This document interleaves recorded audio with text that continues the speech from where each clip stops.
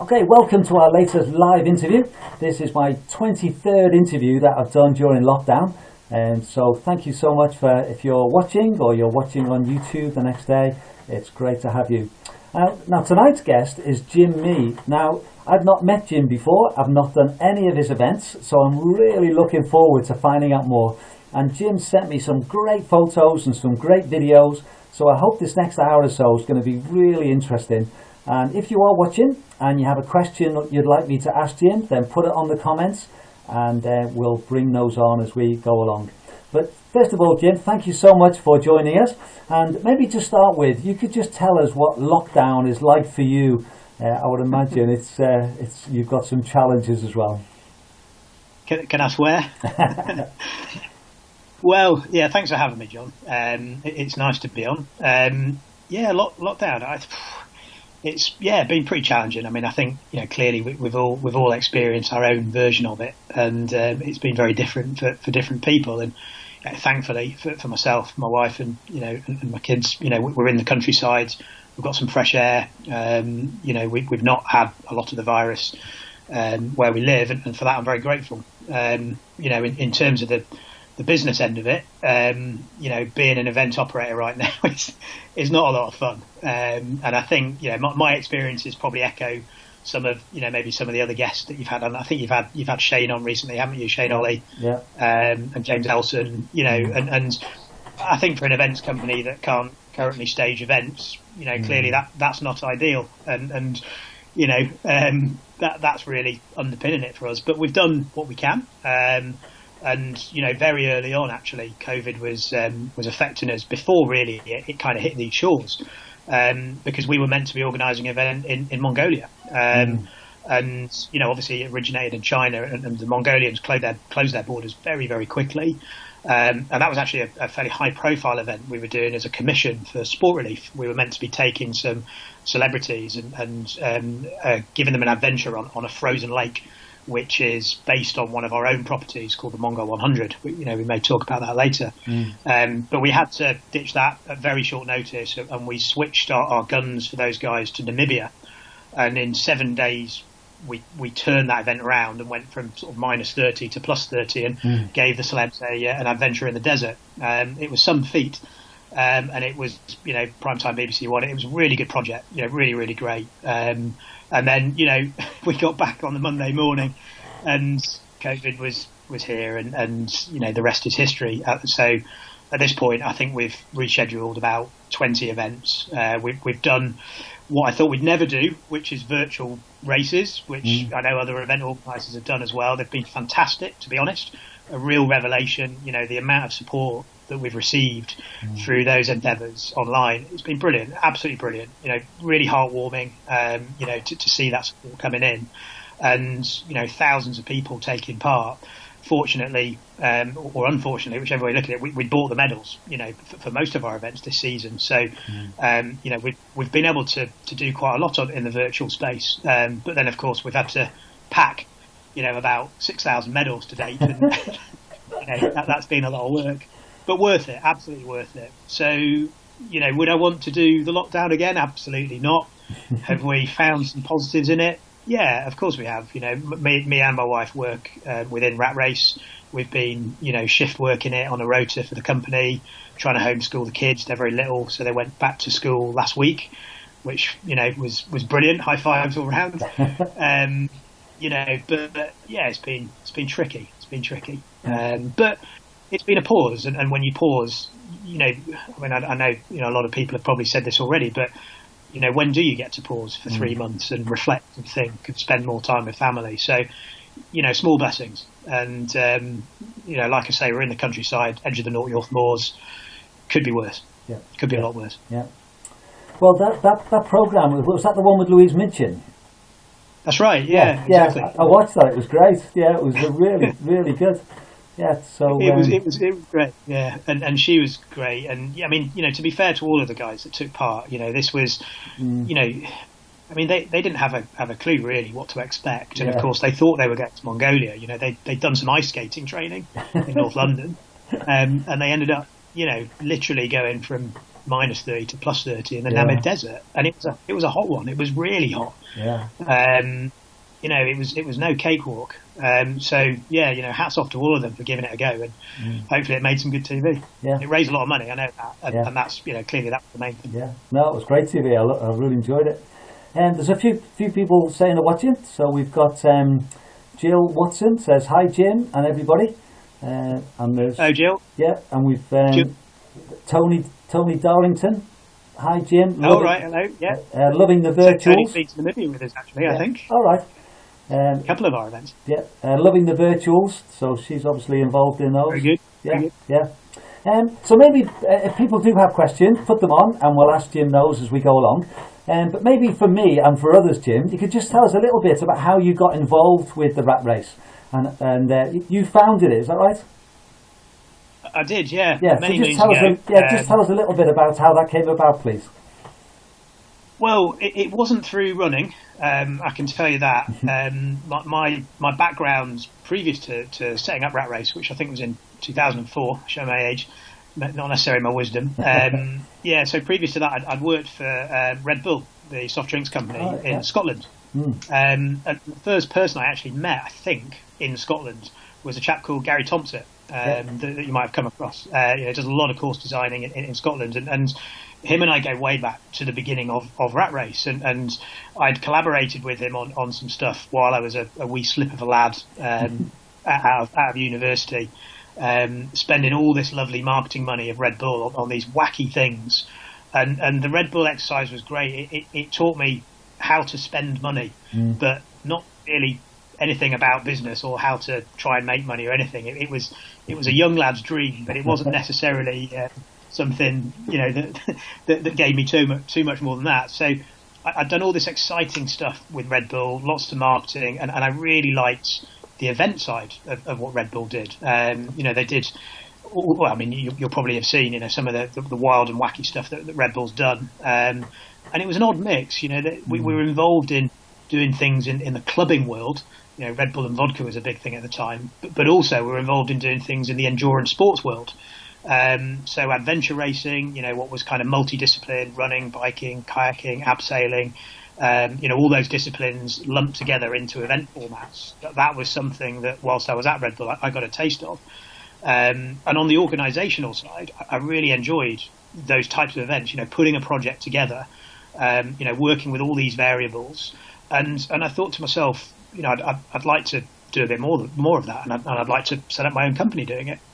So I left Red Bull. I went to spend a year living in the mountains in Chamonix. I had some unfinished business with some mountaineering that I'd come to know and love in the Scottish hills. And I spent a year, you know, trying to cut my teeth on a few expeditions. I found myself in Peru, in Alaska, in Russia, and living in Cham was a dream. You know, I skied, I climbed, I did it all. It was brilliant, absolutely brilliant. And at the end of a year of, you know, quite a lot of snow and ice, I figured, you know, I'd maybe try and, you know, do something that used my melon. And I thought, in my young sort of naive state, setting up a business, that'd be easy. That's a road to riches. And at the time, I had this aspiration, which I don't actually have anymore, to climb Everest. And I thought, right, I'll go back to the UK, I'll set up a business, I'll have loads of money, and I'll be on Everest next year. And it never really panned out that way. Right. The Everest thing, the money, it's never really happened. But what I've found in the process is I still love, you know, putting on events, you know, putting a project together. And at this point in my career, I've probably, I don't know, put on more than 500. Wow. But that was the start of Rat Race. I took a little notebook with me to I think my final expedition. It was in Peru, and I came up with a concept called the Rat Race Urban Adventure. And the idea was to take adventure sports like climbing, abseiling, biking, kayaking, running, navigating at the time. GPS, Google Earth didn't really exist, so maps, A to Z maps. And I called Gary when I got back, and I said, you know, Gary, I've got this concept. Can you help me put it together? And we went to see some people at Edinburgh City Council, and they were really enthusiastic. They thought it was brilliant. You know, they sort of gave us the keys to the city, allowed us to abseil off Salisbury Crags and start at the castle and cycle down flights of steps off the Royal Mile. It was, I don't know if they'd say yes these days, to be honest, but 15 plus years ago, it was game on. And we picked up a TV contract with Channel 4, and we picked up some sponsorship with Volvo, and it was great. It was really, really good. And that's how we started with the Rat Race Urban Adventure. And Gary came to work with Rat Race for a number of years. We still work together on a long-term basis on all sorts of projects. And from there, I think because that first event was fairly high profile, albeit didn't have many people in it, we got a few calls, and other people wanted us to put events together for them that was similar. This Rat Race Urban Adventure project expanded to other cities. We went all over: Manchester, London, Melbourne, Australia, Santiago, Chile. It was and from there we developed more adventure properties, I guess you could say. And this one property was called the Rat Race, and everything else we did wasn't called the Rat Race. Everything else had different names. And I think maybe like 3 years later, by which point a business partner had joined me in the company, he sort of said, "Do you think we should just call everything Rat Race?" And we did. So everything just became the Rat Race X, the Rat Race Y, etc. And I think that was probably the best move we ever made in terms of general branding. We kept adding properties, and some of those properties today are ultra runs, and many of them aren't. And I think, perhaps with yourself and your views, maybe we're a little bit unique in that respect. We're more of a portfolio operator. We have mountain bike events and multi-sport events, and running events, etc. But yeah, sorry, I'm rambling a bit. That was how it all started. Yeah. Well, they just put a couple of comments on here. There's a lady called Karen Donoghue who's well known to me. She's involved with the ultra races, and I can't remember the year, but Dario, who sadly died about 10 years ago, but he was one of the directors of the West Hallam Way, and Karen and someone else, they did the 2-day Edinburgh one, either 2005, 2006 or even 2007. Yeah. It was a brilliantly organised and tough adventure. Loved it, and many happy memories. So that's a good. And then that's a blast. Well done, Karen. Jill Watson said those first Rat Races were mad but brilliant. Yeah. Yeah, I think Jill's seen a lot of our events. She's been there from the beginning, so she's seen the whole journey from start to finish, I think. But they were pretty bonkers. But good athletic challenges. People would be doing a score format orienteering event on a Saturday night, and there would be loads of checkpoints. But unlike orienteering, when you got to a checkpoint, there'd be a challenge, and that challenge might be something physical, but it might be something humorous. So we had, in London, people had to eat jelly deals, and there was typically a head shave checkpoint, and I think there was even one where you could get a tattoo. So it was a bit of fun, but equally people were really pounding the streets and putting in the miles. It was great, really, really good. Yeah. Well, Jim, we've got 1 or 2 questions coming in, and there's one from Philip, which I'll bring on in a minute. But I'm really keen just to show 1 or 2 of your videos that you sent me, because they're brilliant, and they're just a minute or so long. And so we'll just show the first one, which is like a show reel of a bit of a mixture of everything, isn't it? It is. Yeah. So I'll put that on now. It just lasts a minute or so, and then we can get some of the questions, and maybe you can tell us a little bit just about some more about some of the events. So I'll just put that on now, so people can watch it.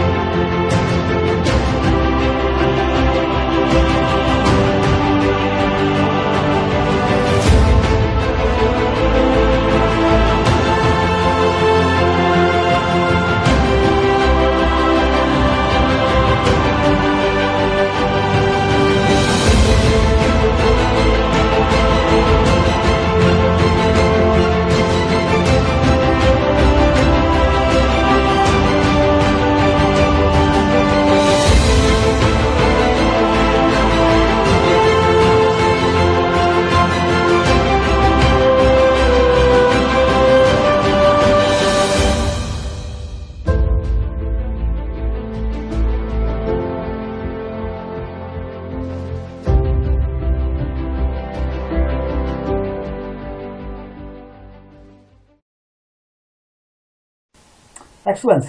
That's brilliant, and it just gives you a real flavour of it all. Just the different places and different things that you did. Is that one of the things that you really like doing, the visual side? And I looked at your website today, and it's brilliant. You know, the amount of videos there are and information. So is that something which has been important to you, the way that you share your story? Yeah, very much so. I mean, you know, the age-old cliche is true. You know, a picture spells 1,000 words, and certainly when you're in the business of, you know, selling people experiences, you know, there's only so much you can do on the internet. I mean, you know, a website for event A can look very much like a website for event B. So, you know, to really have something shout, you know, from the page, from the web page, it's got to be video, it's got to be imagery, and it's got to really espouse what the event's all about. And I think for us, kind of almost one of our challenges is the sort of the rich diversity of the sort of stuff we do. I think, you know, when you look at the, you know, the portfolio video there's all sorts of stuff, you know, there's obstacle races, you know, there's events in outer Mongolia, you know, and for us to sort of try and connect all that up is quite a challenge in itself. So, yeah, you know, video is very important, and the guys that have, you know, typically shot these videos for us recently, you know, there's a chap called James Appleton who lives up in the lakes, you know, very good fell runner, chap called Pete Reese, and you know, photographers, you know, these guys are top of their game, and you know, they're helping us really explain to people what these events are all about. Yeah, so very important to us. Yeah. We've got a few people saying that. Lisa Osborne says, "Hi, Jim." Hello, Lisa. And Michael Patrick, hello, Jim. So, hello, Michael. You've got a few people watching. We've got a question here from Philip Crossan, and he says, "Looking forward to Mongol 100 next year." And he says, "What's been your favourite event to date and why?" Oh, well, it's got to be Mongol 100, hasn't it? You've picked the best one in the whole inventory. I think there's, you know, from that first event on the streets of Edinburgh, I mean, clearly I'll always remember that. And, you know, dwelling on the Mongol 100 as a case study, it's hard for me to pick one event, but I would say that one is, it's a real sort of case study of kind of, I don't know, classic rat race, really. It's something it's way out there, literally geographically. I mean, we're talking about something that is in far northwestern Mongolia, just near the Russian border. And, you know, I mean, this is sort of testament, I guess, to the benefit of technology these days, because, you know, I can sit at home, which I frequently do, looking at weird things on the internet. And my mind is often drawn to, you know, what I would call the edges of the map, you know, places that, you know, what's out there? You know, what are those islands, or you know, what's there? And Mongolia has always fascinated me because, you know, even sort of the very expression outer Mongolia has these connotations of otherworldly locations, and you know, I really, really wanted to do an event in Mongolia, but you know, I didn't really know what. And one day, as I was sitting, you know, perhaps on the throne, looking at my phone and you know, googling various locations, I zoomed in as I'm wont to do sometimes on Google Earth, to this lake in far northwestern Mongolia, Lake Hovsgol. And you know, when we're putting together events that are kind of multi-day, it's very important to me that they have a sense of journey. This kind of idea of A to B is, and sort of bookends is important. So running around potentially in a circle in Mongolia or doing laps wouldn't make sense to me. But, you know, traversing from the top of a lake to the bottom of a lake and achieving that journey in totality, that makes sense as a proposition. And I think, you know, clearly participants understand that as well. So I thought to myself, you know, that probably freezes over. You know, Mongolia's got an extreme, you know, continental climate. You know, it's very, you know, extremes in summer, very hot, extremes in winter, very cold. It probably freezes over, and it probably freezes very thick. And I'd read somewhere about Lake Baikal and how, you know, in the winter, you know, you get this sort of sensation of black ice because there's not a lot of precipitation. So, you know, whereas in a lot of the northern latitudes, you know, Scandinavia, Alaska, etc., you get frozen lakes that they freeze to, you know, a meter deep, but frequently they're covered in snow. But, you know, what if we could do something on a lake that doesn't typically cover in snow, and therefore you can run it, you can bike it, you can ice skate it. And I thought to myself, that's that's quite an interesting proposition. So Gary and myself met in Glasgow, and Gary introduced me to a hell of a guy called David Scott, who's based in Glasgow as well. It's funny how all these ideas come out of Glasgow. Must be something in the water. But yeah, we met in Glasgow. We had a chat about this. He said he'd do some more research locally in Mongolia because he's got a brilliant operation out there. And he came back and said, yeah, it's doable. There's ice data. Mongolia being a good ex-Soviet country has a sort of department for everything, and there is ice data going back 30 years. And this thing was looking like it was a goer. So whenever it was, 3 years ago, I think it was, me and a small team, we went out there and we went to do it, to test it, tested the concept, and it was good. And Philip's going to go there next year and do it himself. Yeah, and it'll be great. I'll put a couple of photos up that while you've been chatting, and you've also sent me a little video. So again, I think we should show this because I think this will it's just a minute or so, isn't it? But it gives just a real sense of the event. So this is was this from last year? This video? Yes. It was. Yeah. Okay, well I'll put this on now so we can enjoy. Struggling.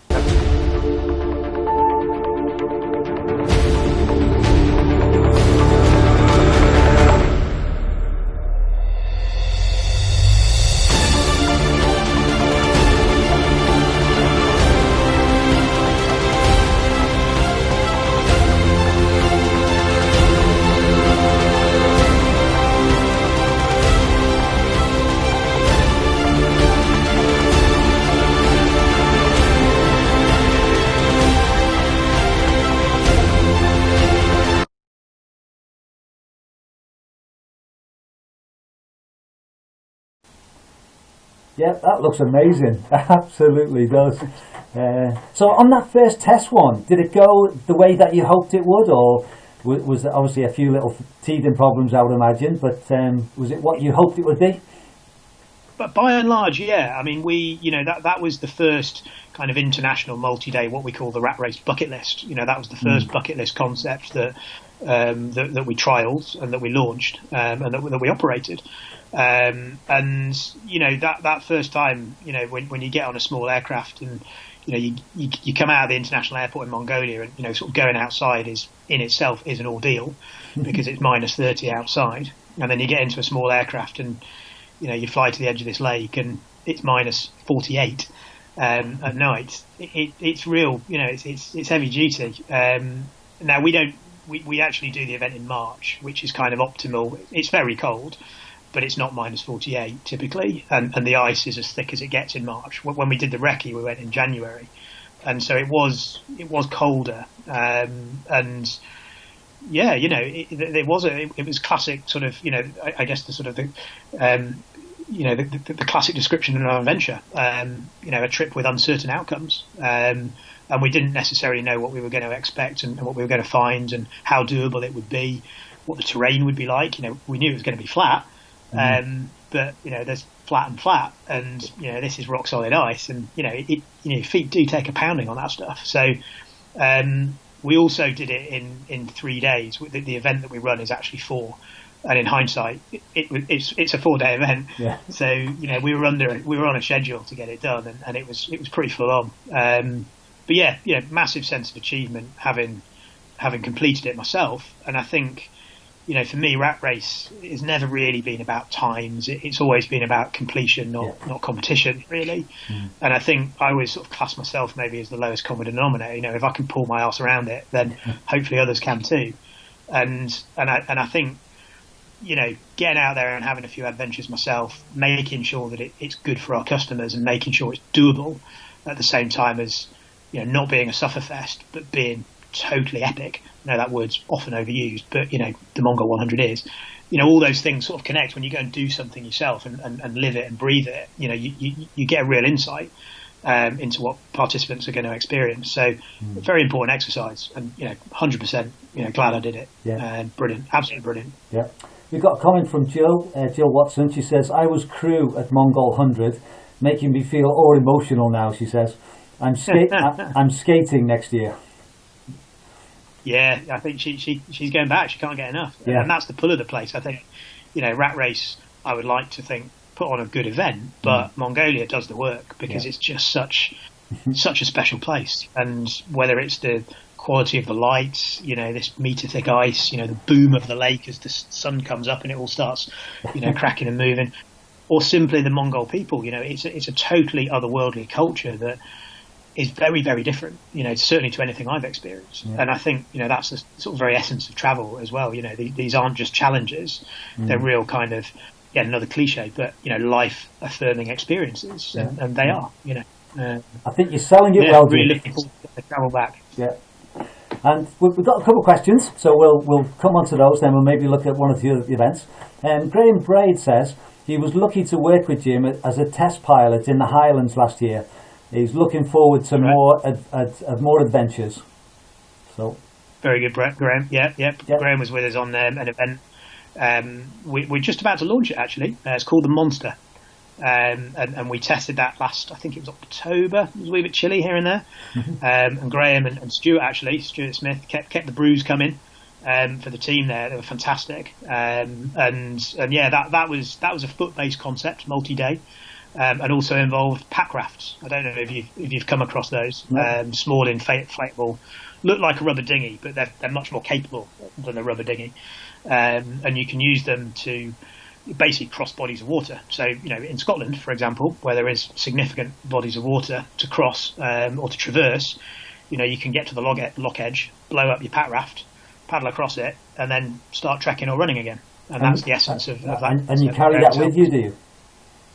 Yeah, you put it in your backpack. Right. So that one there will be a very self-sufficient style, almost expedition feel event, where you're starting on the west coast, you're finishing on the east coast, you're doing a full traverse of Scotland, but you're doing it on foot, interspersed with these pack rafting episodes as well. Yeah.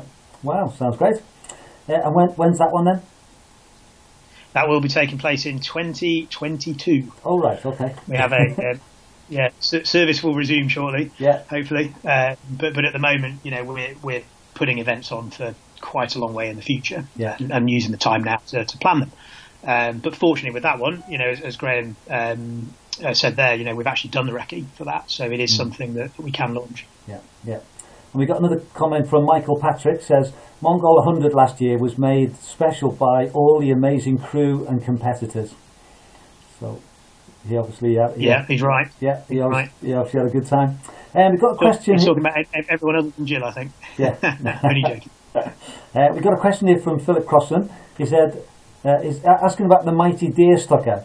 Just how that came about.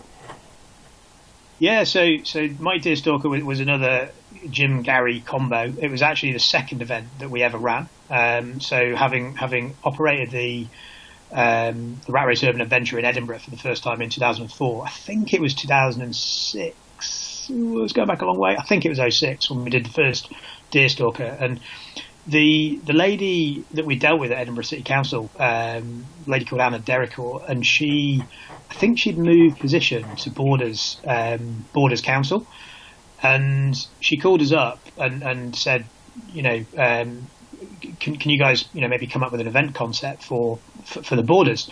And I don't know if you know the Innerleithen area and Peebles, etc., but it's very well known for mountain biking. And I think Gary and I both kind of thought to one another, I think we should come up with a mountain bike concept. And we went to this meeting at Scottish Borders Council, and Anna and some colleagues were there. And I do remember at the time them sort of saying, look guys, we've got loads of mountain biking going on. Is there anything else you can come up with? And Gary and I sort of looked at each other across the table, and I can't quite remember whether we spitballed this thing on the spot, but it was something along those lines. And we came up with a concept that was basically based on the Tweed Valley, and we thought, what better way to celebrate the Tweed Valley than a run where everyone dresses in tweed. And at the time, this was a time, remember, before GPS watches and that sort of thing. We thought we were being terribly clever by not releasing the distance of this thing, which I think kind of amused and frustrated people in equal measure, probably more frustrated people. So we came up with this bonkers concept. It's run from from Truck Warehouse, which is a fantastic site in the Borders. Lots of history, and flanked by fantastic Innerleithen hills that are riddled with mountain bike trails and whatnot. We came up with this concept, which is pretty simple. It's a run up one hill and down through a river, through Innerleithen, up another and down in March. So there's frequently snow on the ground. It's very cold. There's the odd obstacle thrown in there, but not much in the way of built stuff. A couple of ropes slung in amongst. Several river crossings. It's tough, and we sort of build it as kind of the world's hardest tweed-clad 10K ish run ever, sort of in a kind of Mr. Chubley Warner style fashion.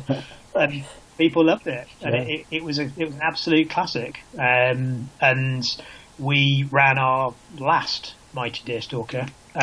It has the distinction of being the first and only event so far that we've run in 2020 in the UK, because we operated it just before COVID, COVID Mageddon, basically. It was in March, early March. So it's got a fantastic history, and people will dress up. They'll come and do it in tweed. It's cold, it's rugged, it's pretty tough.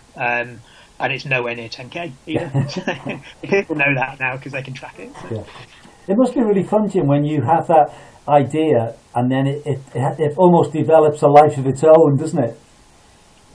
Yeah, it does. And some of the more memorable parts of the job, they've been those kind of things. I remember that we did the Rat Race Urban Adventure that we did in Manchester. This was, again, way back in 2005. We were asked, the council there, I think, perhaps had seen it on TV, and there was a lady there that had been very much heavily involved in the Commonwealth Games, and she loved the concept. She was very into a sport, and she really wanted us to do this thing, but she really wanted us to put a Manchester twist on it. So again, a little bit like that Deerstalker sort of example, there was a bit of racking of brains. Right, what can we come up with? What's Manchester got that we can use? What's very different that we can do here? And unlike Edinburgh and Bristol, where we'd done the event, Manchester had skyscrapers and it had big buildings. And we thought, can we rig these buildings as climbing walls? And can we get some climbers to come and climb them? And we asked, and they said, yeah. And the council permitted us to use their buildings as outdoor climbing walls. And a big property company in Manchester called Bruntwood did the same. They actually sponsored the event. And it was an invitational sort of format. We got a number of climbers.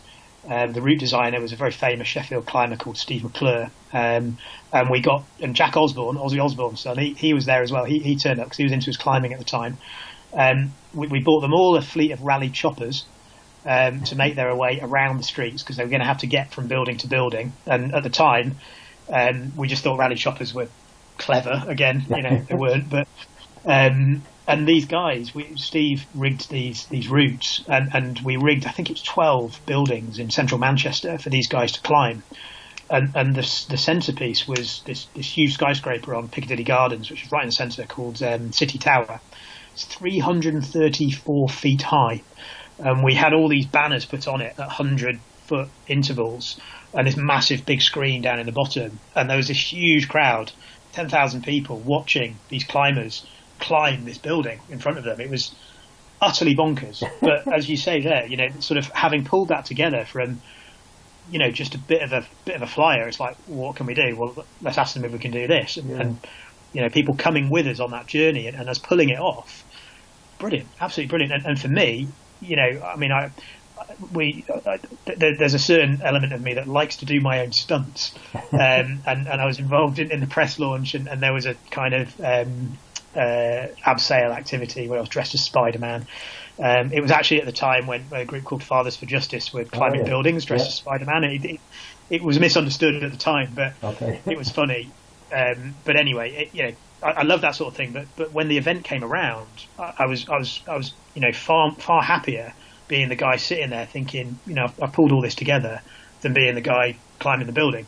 For me, that sort of sense of bringing a project together is really the essence of my work. I love it. Yeah, it must be amazing when it all comes together. It's brilliant. Maybe we could just change track a little bit for the next question. This is a question from Louise Stevenson. She says, I'm lucky enough to live right opposite Arran on the beautiful West Coast. Do you have plans to come back here? And how about multidiscipline event this time? Well, we certainly do have plans to come back. Arran, unfortunately, this year was one of the events that has fallen victim to COVID, and we were meant to be on Arran in April. For obvious reasons, we haven't been. So, we're itching to get back. And for us, and again, I appreciate we've been talking about climbing there and wacky stuff and all sorts. If we talk about pure ultra, which I know this is about. Arran is exactly that, and for us, I think going forward, we want it to be, a really good destinational feel 2-day weekend ultra. Whilst Arran is clearly, without a doubt, absolutely made for multi-sport. We've looked at it. There's awesome kayaking you can do. There's loads of stuff, absolutely loads of stuff. I think for us, we want to keep that event very pure, and as a 2-day ultra format, Arran is frequently described as Scotland in miniature, sort of the south of the island, very forested, very coastal. North of the island, very, very rugged, very sharp, jagged peaks with Goat Fell as the crowning jewel.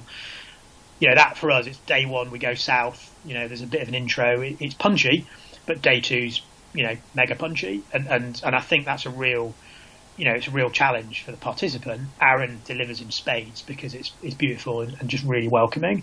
And there's something about going across the water, getting on a ferry, going somewhere for the weekend, staying in a B&B, taking your camping stuff, that's the essence of that event. So for me, I think what we've got there is just right. And I'd like to stay with that for now. And very much looking forward to getting back there. Yeah. And again, Jim, we've got a little video, so I think we'll show that one as well, because I think that gives a real taste, doesn't it, of what it's like. That's the one UTA, isn't it, Edit? Yeah. That's right, Ultra Tour of Arran, it's called, yeah. Yeah. So I'll just put that one on now.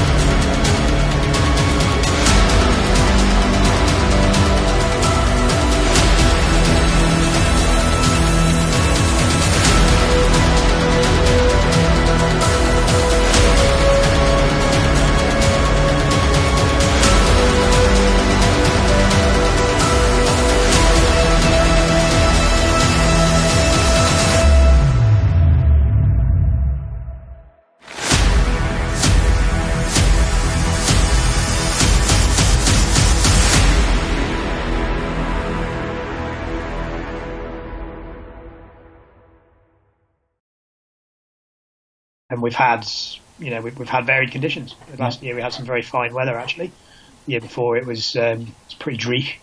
And you've got to expect that on Arran. It can, well, anywhere in Scotland, but certainly at that time of year, West Coast, it can be pretty elemental. Yeah, yeah. So you were just chatting while that was on, Jim, that it's 2 days, 50k each day, and it just, again, the footage is just incredible there. And it's a beautiful island, isn't it? I'm not too far away. Right. I've been to Ireland a few times, and it is an incredible place, isn't it?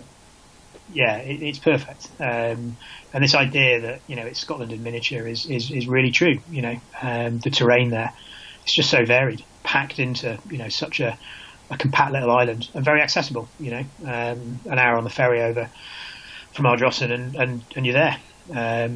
Down the M77, so it's great. It's absolutely phenomenal event.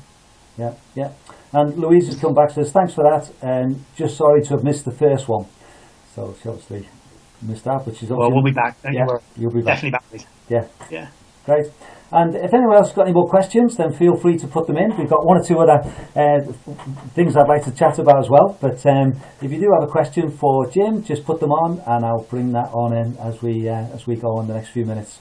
The one that I'm interested to chat about as well is the Hebrides one. That's the islands, isn't it? And I've got a couple of pictures here. So has that one run yet? No, we haven't. Okay. We've done a what we call a test pilot recce on it. So right. We've sent a team of intrepid souls to give it a whirl, and that was actually an all-female team under the stewardship of a lady called Ali Bailey, who ultra runners may know. And she took a team of hardy ladies up there in October last year, and they went and ran it. It was a big innings, definitely a big innings. So it's effectively it's a full traverse of the Outer Hebrides island chain, starting in the south on Vatersay, Barra, going through the Uists, Harris, Lewis, and finishing the butt of Lewis. So there is a route. There is a known route in the Outer Hebrides called the Hebridean Way, and our event does a full traverse of the Hebridean Way, but it continues off the top of it as well to the butt of Lewis, which sounds like it should be at the bottom, but it's actually at the top. It's a big lighthouse. Yeah. And it's a 6-day multi-stage ultra, approximately 13 miles a day, and that will take place in September 2021. Yeah. So are all your events yearly, or are some just a one-off and then that's it? No, we have had some one-offs. So that event in Manchester, for example, that was a one-off. Right. But in general terms, we set events up and we try and keep them stick around for the long term. Doesn't always pan out that way. I think like a pop record artist, we're looking for a greatest hits album of events, and sometimes you don't necessarily get an A-side and you get a B-side, and it will only run for a year or two, and it doesn't maybe do the numbers that you thought, or something else might happen, weather or local permissions, or we've run quite a few events in cities, and cities get developed very quickly. So what may be an events venue one year is flats or apartments the next. So there are events that we operate and that we discontinue, but in general terms, we set stuff up and we try and look at it for the long term. And I think these days we're not in any rush to launch events. We want to take our time with the R&D. We want to take our time enjoying that process of getting to know the event that we're trying to put out there. And also sometimes the market isn't necessarily right. We've got 50 ideas, rat race that we're not all going to put in the market for 2021 or 2022, because it might be better in 5 years' time that we do something, like that we're thinking. So there's a number of variables that allow us to launch them at particular times, and demand is one of them, and our resources is another. But in general terms, we like to plan long term, really. Yeah, it's quite interesting, Jim, because obviously I'm very much a runner. I'm very involved in the West Highland Way race, and all the things I do are just running. I've never really done anything like obstacles or anything else. But I find it fascinating because it's obvious that you just got loads of ideas, haven't you, of ways that you can challenge people. Yeah, pretty much, and I think challenge is the operative word. We've never been a single genre operator. So whereas clearly there are a number of countries that just do ultra, or they just do road cycling or mountain biking or obstacle racing, we've always kind of, I guess, sort of done what we think rat race should do. We've never been hamstrung by a genre. So if it's just running, such as Aaron, we'll go with that. If it's running, biking, kayaking, such as our Scotland Coast to Coast event, brilliant. If it's pack rafting, if it's skating in Mongolia, I think for us it's like it's a sort of fusion of the destination and the format, wrapped up in a kind of rat race sized chunk that we think people can have a pop at. It's going to be chunky, but it's got to be doable, and I think that element of just being a good challenge, arguably maybe with a sense of journey as well. That's our shtick, we're certainly not into just being a genre for the sake of being a genre, and I think that's maybe why we don't necessarily get labelled as an ultra company or as an obstacle racing company or whatever, because we've got all these things going on. But jack of all trades, hopefully master of all. But I'll let the customers speak for that.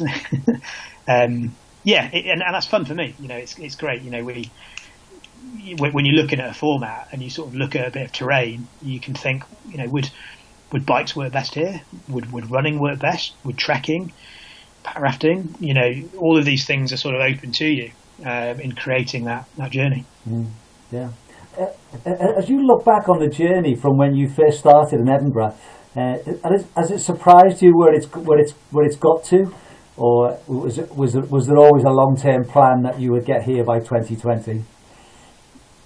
I think at the beginning there was no plan, to be honest. It was just do some stuff, get rich quick, go up Everest. That didn't really happen. Yeah. And I'm glad, to be honest. This has been it is a journey. I mean, everything that you do in life, you've got to enjoy it. And every business has had its ups and downs, and we're no different. But that journey of what we're doing, we're not curing cancer, but we're giving people a bloody good time. Yeah. And they're getting masses out of these events, and clearly we're not the only company doing that, but that is the business that we're in. And seeing people achieve, coming up with a project at day one, a concept at day one, using sort of skills of project management and health and safety and, what we know about terrain and geography and whatnot, to bring that together into a finished product is really, really satisfying. And I think the business as a whole, I would say the same, sort of having started with a notebook, and a bit of a concept for something on the side of a mountain in Peru. And now, having done, 500 events and, operating from outer Mongolia to inner London and everywhere in between, that's a real journey, and I'm proud of it. And, long may it continue. Yeah.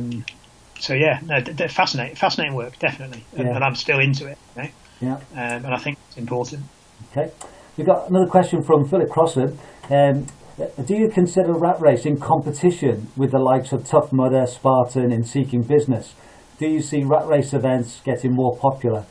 So is that something you're aware of, the other groups, and do you see yourself in competition with them? Yeah, I mean, we're in competition with everybody and nobody. I think that's the sort of the beauty of being a portfolio operator. We do have obstacle races, and those obstacle races, I mean, we only really have one now. It's called Dirty Weekend, world's biggest assault course. Happens every year in May, although not this year. So those obstacle race providers out there, clearly we and they would see ourselves as competition for that sort of event. Similarly in the ultra world, there's several people doing very good ultras. We are too. We're competing for that customer. But I think for us the difference almost is we have this portfolio of lots of different things going on, and I'm totally appreciative, and I'm not naive in thinking that people would just come and do rat race events and that's all they will do. And that's the broad tapestry of the market we currently find ourselves in. There's so much choice. For us, the challenge is making sure that we stand out. So innovation for us has always been important, and kind of, being a little bit out of left field. Rat race concepts aren't necessarily the most obvious concepts sometimes. And that's important for us. I think that gives us a bit of standout. But yeah, definitely, in the obstacle course world, Tough Mudder, Spartan, etc., they would be competitors of ours, but equally they're only doing obstacle races. And similarly, with our fairly iconic The Wall Ultra, that takes place in Hadrian's Wall country every year. We would be in competition, say, with Threshold Sports, for their Race of the Stones and their trail series.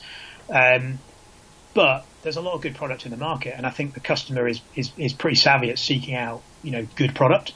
And dare I say it, there's some not so good product. So, for us, it's important to maintain our standards, maintain a bit of edge in our development and innovation, and hopefully the two of them come together, people keep entering. In terms of Philip's other question, in terms of, I think he said, is it growing, did he say? Yeah, do you see rat race events getting more popular?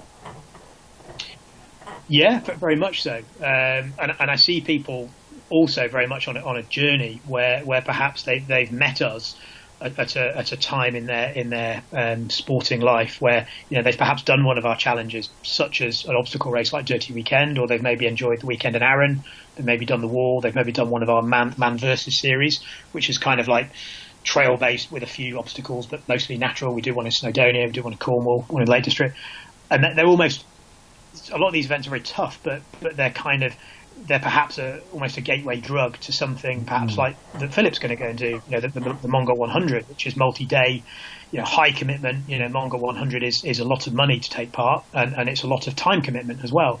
And I do see people almost progressing. They're kind of proceeding. They trust us as a company. They come and do something. They understand how we operate, and then they come and do something a bit more challenging.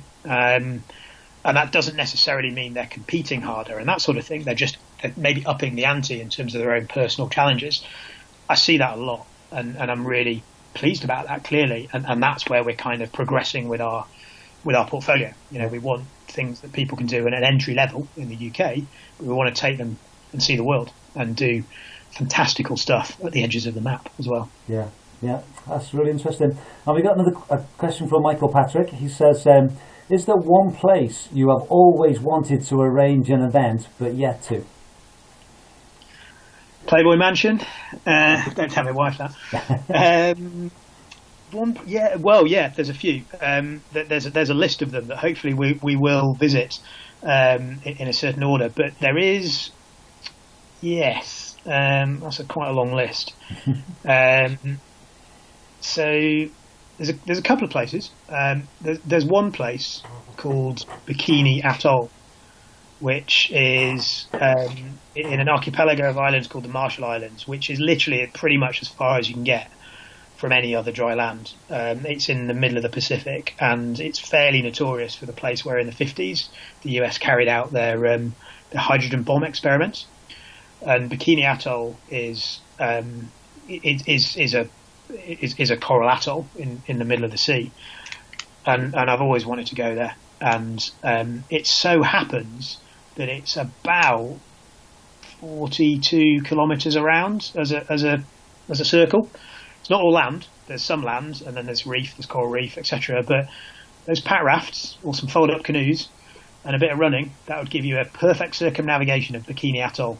And there's something kind of, it's safe enough to visit now. There's a few diving boats that go in there every year, and they dive the nuclear fleet that was sunk there when they did the atomic bomb experiments.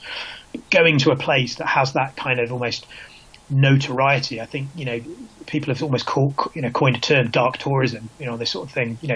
Seeking out these places that are almost forbidden and notorious, but equally this is a picture perfect island in the middle of the Pacific.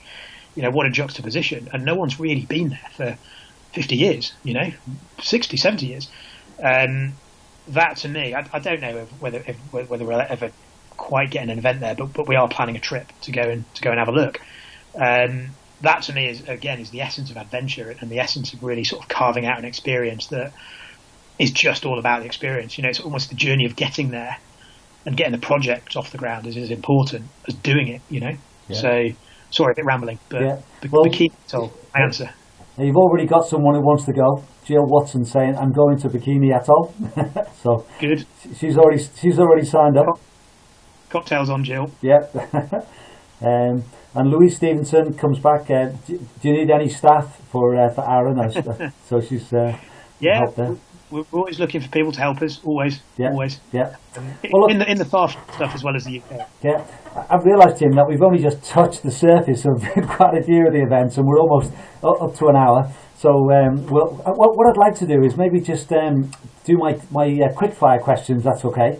I've been asking all the guests I've had over the last 22 just these same questions, and it's been quite interesting because I think particularly with you, because it's not just about running with you.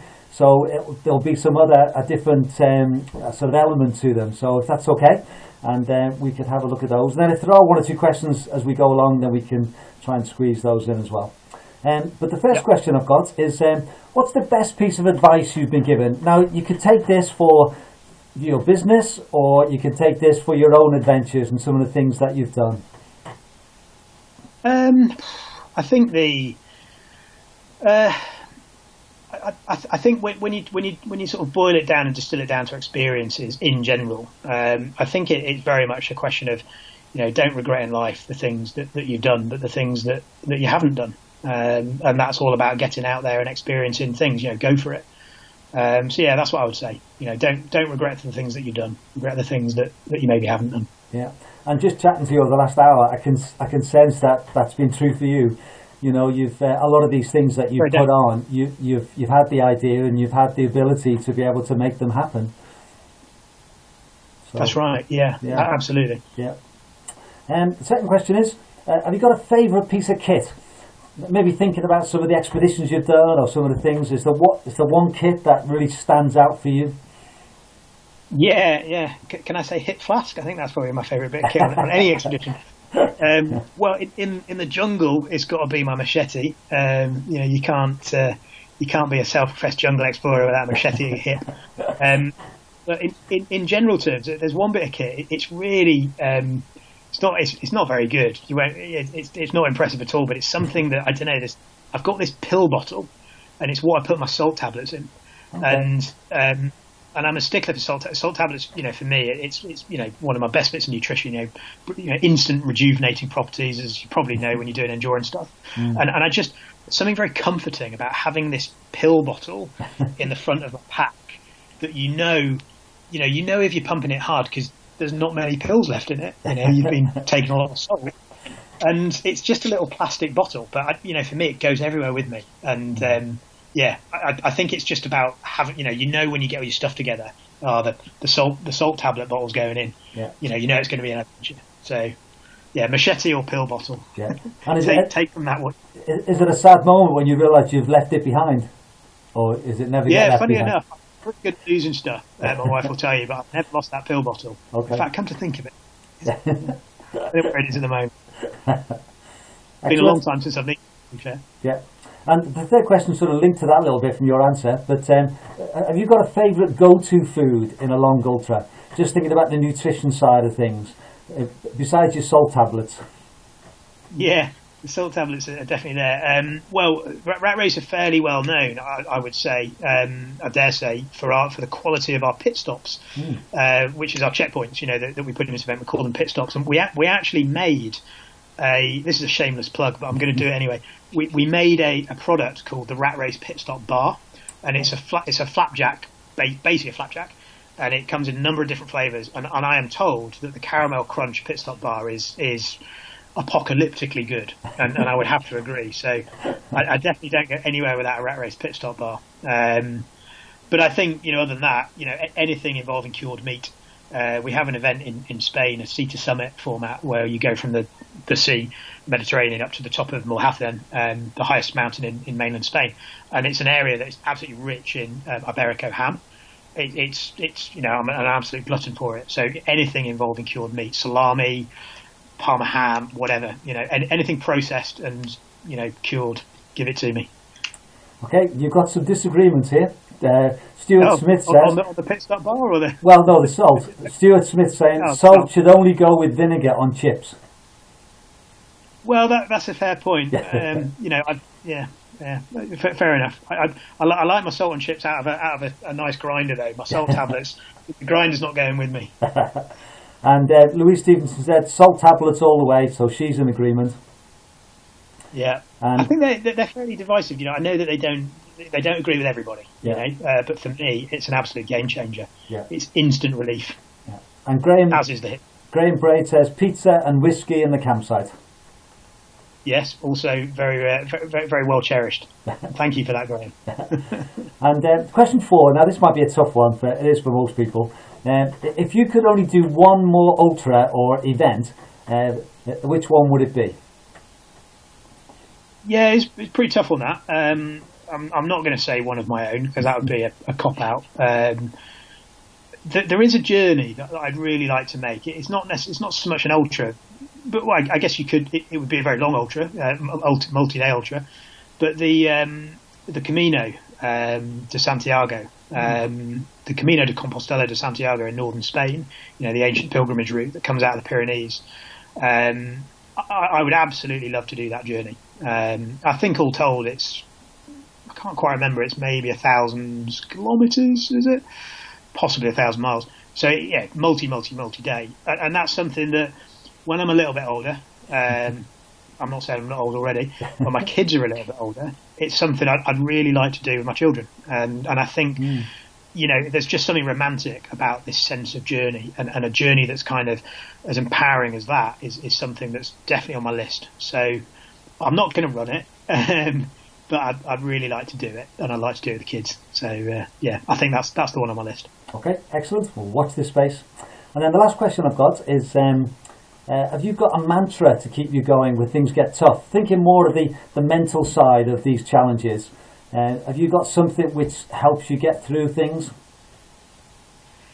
Yeah, I mean, we always say at Rat Race, like, for us, it's more about getting to the start line than it is to get to the finish line. If you get yourself there, you've gone through those motivational stakes, you've gone through the self-doubt, you've gone through some training, when you find yourself on a start line of any event, whether it's our event or somebody else's, that's the most important thing to me.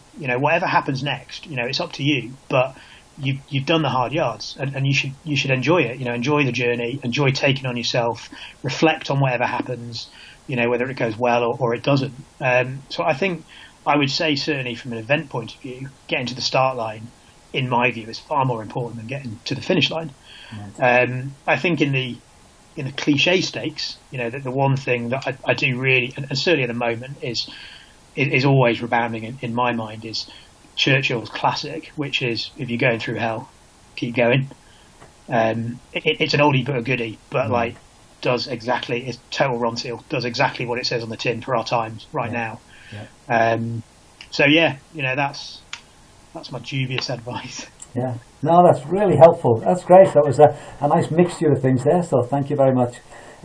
Maybe just, it's 7 o'clock, so we've had an hour. I said it would be about an hour, so that's thank you so much. But maybe just to finish with, you could just tell us a little bit about your own plans for the rest of the year. Are you someone who's still doing events yourself, or is all your time now is just taken up with organising other people? It's a bit of both. I mean, obviously at the moment we're on kind of forced pause, down tools. Clearly, the immediate future is uncertain in terms of when we're going to be doing events next, and also when we're going to be travelling next for our own purposes or for recce. In general terms, I do a bit of both. I'm really hands on with the recce and the R&D of new event concepts. I have a massive passion for it. Don't know whether that's a midlife crisis or not, but for me it's a real joy of the job. Getting out there and travelling, seeing the world and seeing these concepts come to life. So for me, travel is quite a big part of my job. But equally, we are an events company in the business of putting events on the ground, and that requires significant time, significant planning, and then deploying and doing it. And with good people around us, that sort of teamwork aspect of putting these things on is another very big part of it. So I'm very hands-on. I will be what we would call the event director at an event, on certain events. Sometimes I won't be. Sometimes I'll just turn up and cite the Portaloos, or do a menial job, but be there. As part of the event team.